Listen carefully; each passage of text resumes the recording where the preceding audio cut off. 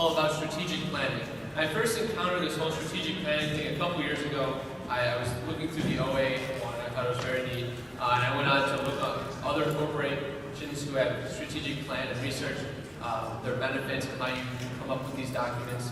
And they're very effective, and I want to go through that process with you today and explain why we can benefit from it as a lodge.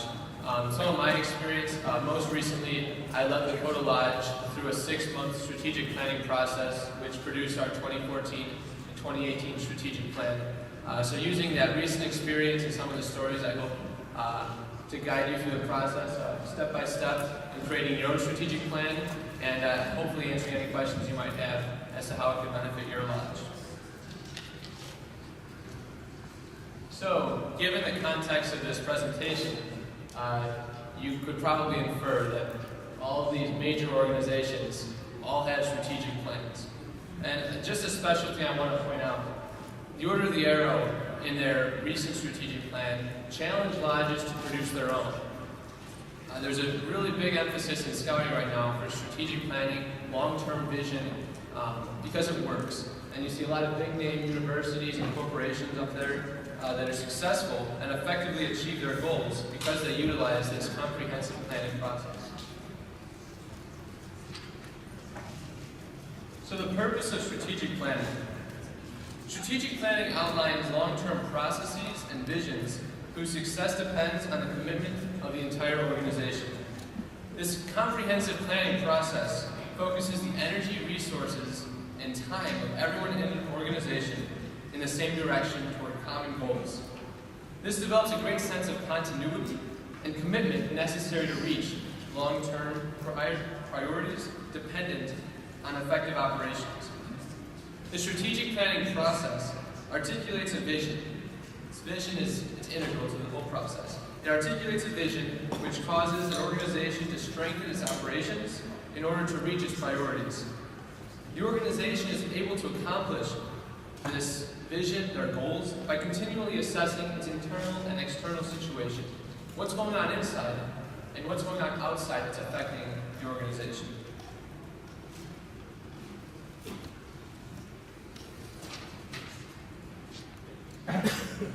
Alright, so what is a strategic plan? After assessing an organization's current situation and reflecting on its mission and purpose, a strategic plan seeks to optimize the organization's future potential. In Lakota Lodge, when we began this process, we realized the significance of the way our lodge leadership is structured. It changes every 12 months with the election of a new lodge chief and the nomination of a new lodge executive committee. And often this turnover in leadership results in less continuity from one year to the next. And that's not a very effective business model. So we decided, let's put out some really long-term visions, some really difficult challenges to do in the present, but over 4 years or so, something we can accomplish if we concentrate all our efforts on it. So by doing this, we were able to illustrate where our lodge is going over the next 4 or 5 years. Basically, a strategic plan is this documented method of formulating a picture of what the lodge's future will look like and defining how the lodge will achieve that vision. So 2 images I would like you to consider are a big picture and a roadmap. So the vision, that integral component of the strategic planning process, is what your future looks like. Very comprehensive, complex, big picture. How are you going to serve your members? How are you going to serve the community? What are various areas that will benefit from your existence as an organization, as a lodge?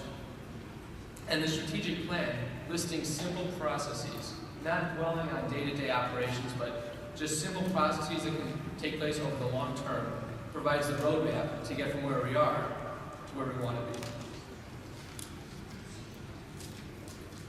So why have a strategic plan? When reflecting on why a lodge should have this plan, I fell upon this quote from a leader at the University of Notre Dame.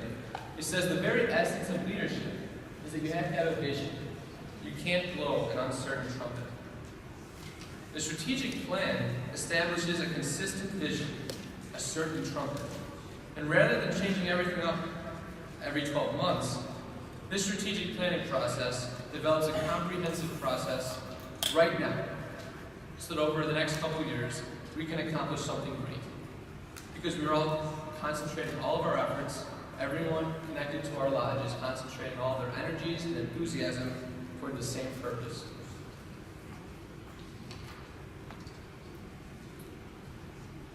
So at this point, I'm going to take you step by step in the development of the actual strategic plan, like this. So what are some of the steps and the different processes you're going to have to take? And I'm really going to draw on my recent experiences in my council and my lodge along the way. So the content of the plan, you want to include the mission, the vision. Okay, so why do you exist as a lodge? What do you hope to do in the future?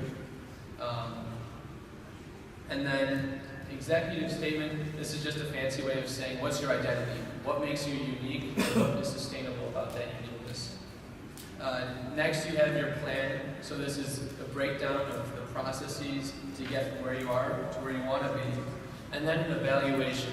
So throughout the whole process, while your plan is in effect, you're continually analyzing the situation as a leader should and trying to make everything as best as possible. So before we begin, since I'm going to use the Lakota Lodge plan as an example, I want to provide you with our vision, which was the foundation. This was the why of our leadership processes as we learned in the last training.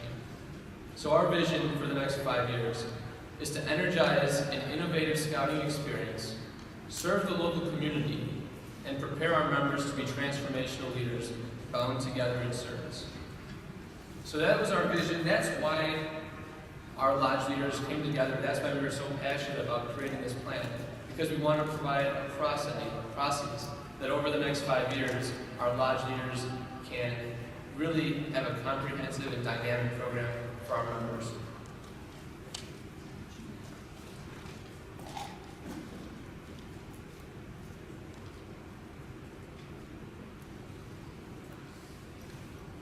All right, so stage number 1, analysis.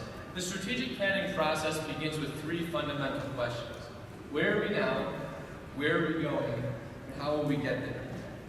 Answering the first question outlines the lodge's strengths, the weaknesses, opportunities, and foreseeable challenges to the lodge.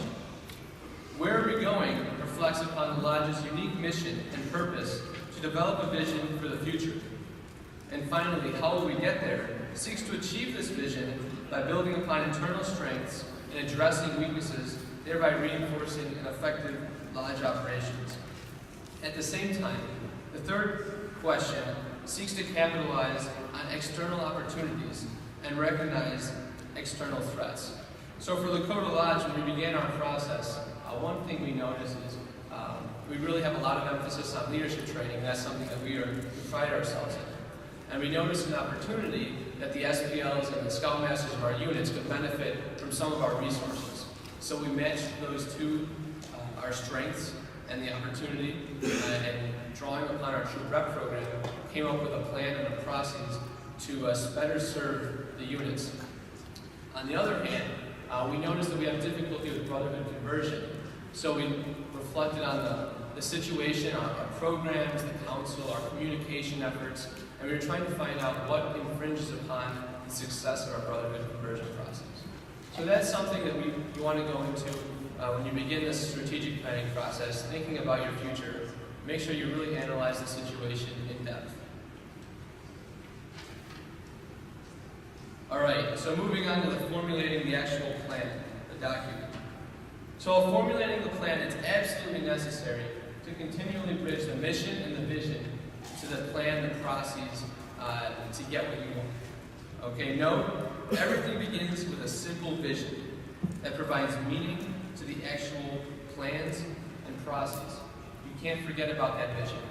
I always bring up this vision in our meetings that we wrote in our plan because it provides purpose. It gives us fulfillment when we're going through our discussions on how to implement it. So it's very important.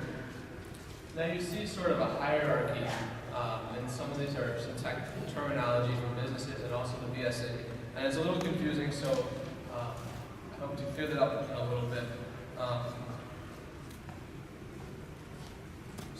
So the next slide I think will make it a little easier. So This image was one I used when I was talking with my vice chiefs and my chapter chiefs. And I think it clears up some of the confusion.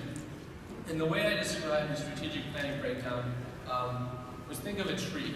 Everything grows forth from the foundation, the thick trunk, the deep root system.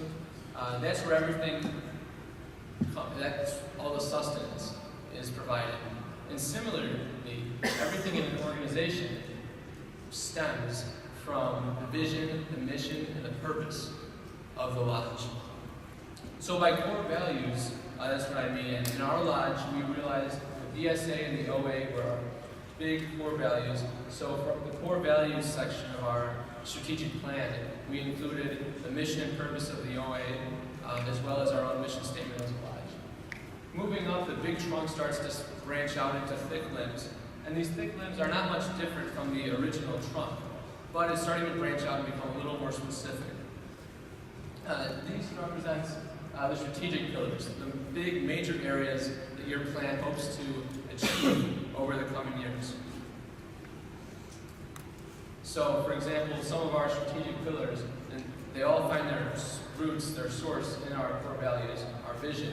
One of ours happens to be dynamic programming, and I'll touch base on that a little bit. So moving along the limb, it starts to branch out, gets a little thinner, it gets a little more specific, and that's where we find our objectives. And these objectives represent, they illustrate the end goals of each pillar. So for our dynamic program pillar, one of the areas is providing fellowship outside of the usual work weekends. It's a little more specific, but yet it's still broad enough that we can build upon. And finally, you move up and you get to the little twigs, the leaves, that brings color to the tree. That's what everyone is attracted to. That's what they're noticing is the leaves and the color. And similarly, the specific actions are the tangible things. The people that members can see, they can experience, they can assess. It's a very practical way of doing things. So, for example, for our fellowships, doing something local, doing a certain training. Okay, we're getting more specific. These are things that the airman will actually get to experience and they'll be able to assess along the way.